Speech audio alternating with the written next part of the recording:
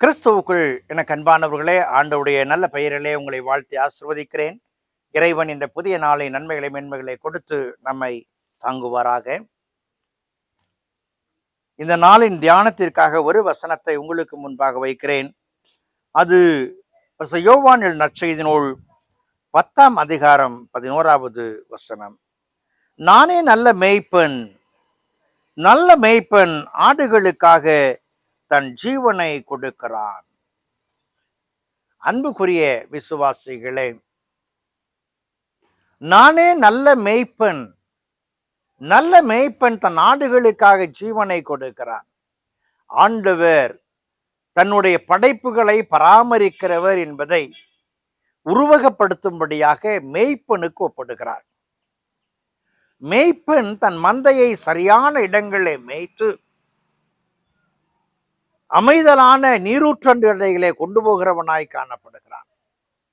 இன்றைக்கு ஆண்டவரும் கூட தன் ஜனத்தை பாதுகாக்க பராமரிக்க எடுத்துக்கொள்ளும் பொழுது அவர் அந்த விதமாக கொண்டு போகிறவர் என்று சொல்லி இங்கே காண்பிக்கப்படுகிறது.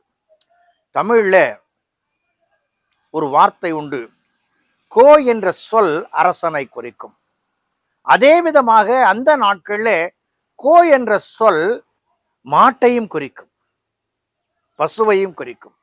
பின்னாளில கோ என்பதை ஆ என்று மாற்றினார். ஆ என்றால் பசு. இந்த கோ என்று சொல்லும் பொழுது இந்த அரசன் ஒரு மேய்ப்பனுக்கு ஒப்பானவனாய் அவன் காணப்படுகிறான்.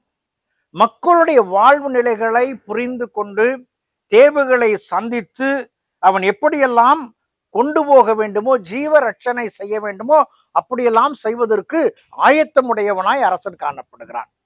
அந்த அரசனுக்கு ஒப்பானவன் தான் இந்த மேய்ப்பன். அரசனுக்கு ஒப்பானவன் தான் மேய்ப்பன்.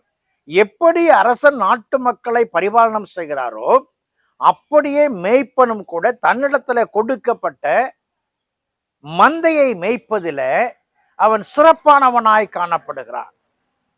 அவன் சிறப்பானவனாய் காணப்படுகிறான். ஆகவே தான் சில நேரங்களில இந்த மந்தையை மேய்க்கும் பொழுது ஏற்படுகிற இடரல்களை சந்திக்கும் பொழுது சங்கீதக்காரனாய் தாவீது சொல்லும் பொழுது, உமது கோலும் உமது தடியும் என்னை தேற்றும். கோல் என்பது இந்த ஆடுகளுக்கு தலைகளை உடித்து போடுவதற்காக ஒரு வளைந்த ஒரு குச்சியை போல இருக்கும். அதுல மரங்கள் இருக்கிற தலைகளை உடித்து போடுவதற்காக அந்த கோல் பயன்பட்டது. தடி என்பது எதற்கு? துஷ்ட மிருகங்கள் வந்தால் ஒரு கதையை போல ஒரு உருவம், அதில் ஆணிகளை அடித்து வைத்திருப்பார்கள், அதை கொண்டு தாக்குகிற நிலைமை. துஷ்ட மிருகங்களை இவற்றை கொண்டு தன்னிடத்துல கொடுக்கப்பட்ட மந்தையை காக்கிற ஒரு சூழல். அரசன் எப்படி சட்ட நுணுக்கங்களோடு கூட தன் மக்களை பரிபாலனம் செய்கிறாரோ அப்படியே மேய்ப்பனும் கூட தன் மந்தையை காக்கிறதுல அவன் சரியானவனாய் காணப்படுகிறான்.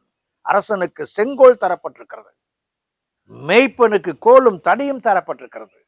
எதற்கு? தன்னிடத்துல கொடுக்கப்பட்டவைகளை நேர்த்தியான முறையில பாதுகாப்பதற்காக. அதிகாரத்தை துறக்கிற ஒரு நிலையும் கூட இங்கே அறிவுறுத்தப்படுகிறது. ஒரு ஆடு எங்கோ ஓடிவிட்டது என்று சொன்னால் அது வந்துவிடும் என்று சொல்லி அவன் இருப்பதில்லை. அந்த ஆட்டை தேடி செல்வதாய் மேய்ப்பன் காணப்படுகிறான். அப்படியே அரசனும் கூட அந்த நல்ல மேய்ப்பனாக இருக்கும் பொழுது அவன் சரியான முறையில பக்குவமாய் ஆளுகை செய்கிறவனாய் காணப்பட வேண்டும். அன்புக்குரிய விசுவாசியே, நம்முடைய ஆண்டவர் இயேசு கிறிஸ்து நம்மை மந்தையாக வைத்து தன்னை மேய்ப்பனாக உருவகப்படுத்தி நம்முடைய தேவைகளை அனுதினம் சந்திக்கிறவராய் காணப்படுகிறார். நானே நல்ல மேய்ப்பன், நல்ல மேய்ப்பன் ஆடுகளுக்காக தன் ஜீவனை தருகிறான். சிலுவையில நமக்காக, நம்முடைய பாவங்களுக்காக ஜீவனை கொடுத்த ஆண்டவர் நம்முடைய ஆண்டவர். நம்மை போஷிக்கிறவர் மட்டுமல்ல, நம்முடைய பாவங்களை நீக்குகிறவராகவும் அவர் காணப்படுகிறார். அப்படிப்பட்ட ஆண்டவரை ஆராதிக்கிற நீங்களும் நானும் என் ஆண்டவர் நல்ல மேய்ப்பன் என்று சொல்லி பறைசாற்ற முற்படும் பொழுது இந்த தபசு காலங்களில நம்மை ஆண்டவர் தம்மோடு நெருங்க செய்து ஆசீர்வதிப்பார் என்பதிலே மாற்றமில்லை. அந்த கிருபைகளை தேவன் கொடுத்து தாங்குவாராக. ஜெபம் செய்வோம். கிருபை நிறைந்த நல்ல ஆண்டவரே, இந்த நாளுக்காய் இந்த வேளைக்காய் நன்றி செலுத்துகிறோம். உடைய அன்பின் கரங்களை எங்களை தாழ்த்துகிறோம் சாமி. நீர் மகிமைப்படும்படியான வாழ்வு வாழ எங்களுக்கு வராட்டும் ஆசீர்வதியும். இயேசுவில் ஜெபிக்கிறோம், ஜெபக்குள் பிதாவே, ஆமேன்.